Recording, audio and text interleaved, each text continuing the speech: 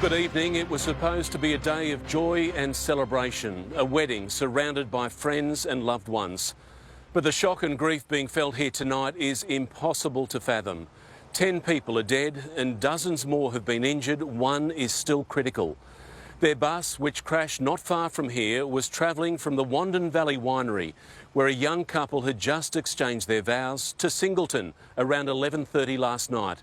But it only made it here, about halfway to this sweeping roundabout which crosses above the Hunter Valley Expressway. Now, locals described it to us today as a racetrack, and the bus driver has just been charged after reportedly driving erratically in thick fog in the critical seconds before he lost control. We have a team of reporters here in the Hunter tonight, beginning with Robert Ovadia on the moment tragedy struck. In the darkness, devastation. Where joy collided with grief as violently as a speeding bus into a guardrail. Flashes of red and blue illuminated the fog as survivors were pulled clear. The critically injured were taken first by road, by air. 25 were injured, rushed to 4 hospitals to spread the load of an unbearable night. Passengers had been celebrating the marriage of Maddie Edsel and Mitchell Gaffney. And I don't want to go home right now. 2 young Victorians who had made a life for themselves in Singleton. The bus was heading there. Paramedics and police are used to chaos and grief, but nothing like this. Major incident declared. We have a bus rollover. Multiple patients. They reported the seriously and critically injured. We have multiple red and orange label patients at this stage. And so much worse. We have identified 7, I repeat, 7 code 4s.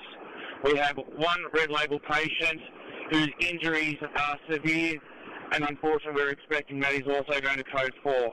Later, that was confirmed. Update, we have 9, I say again, 9 code 4s at this location. Then a 10th on the way to John Hunter Hospital. I need all resources allocated to continue.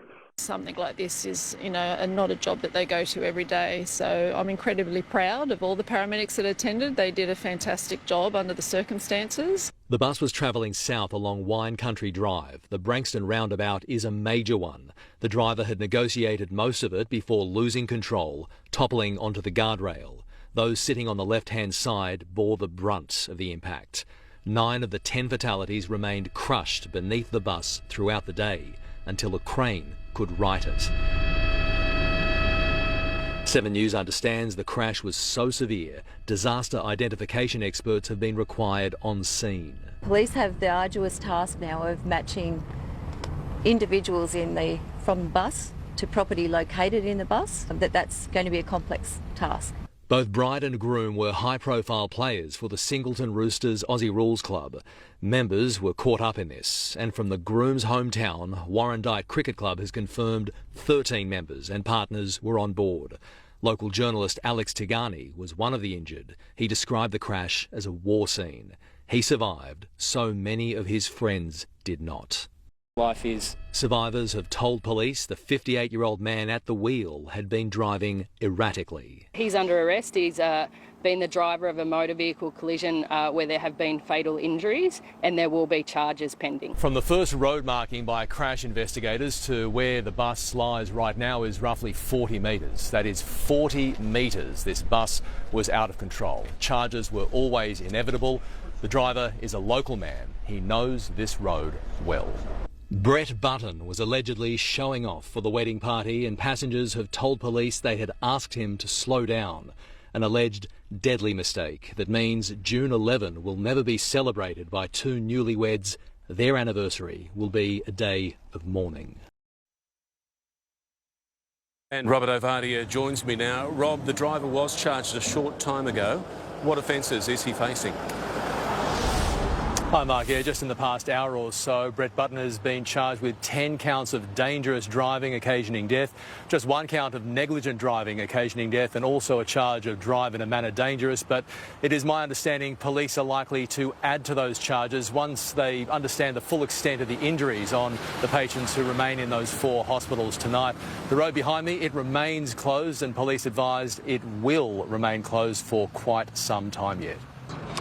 Chris Reason has been investigating the company that owns this bus. He joins me now. Chris, what's the company's safety record like?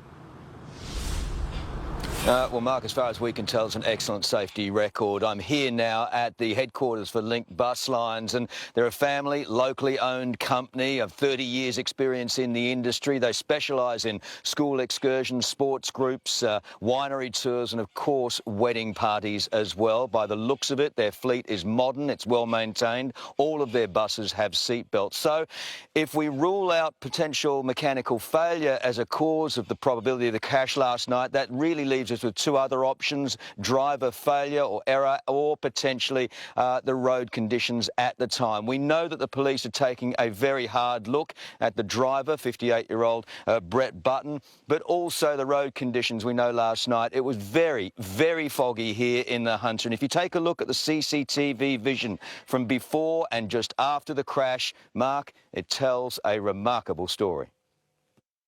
By day, the Hunter Expressway is a model highway, wide and clear.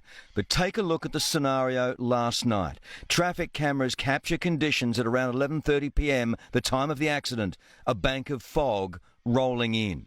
Within 5 minutes, visibility is 0. And this on a roundabout with 8 entries and exits, a nightmare for drivers.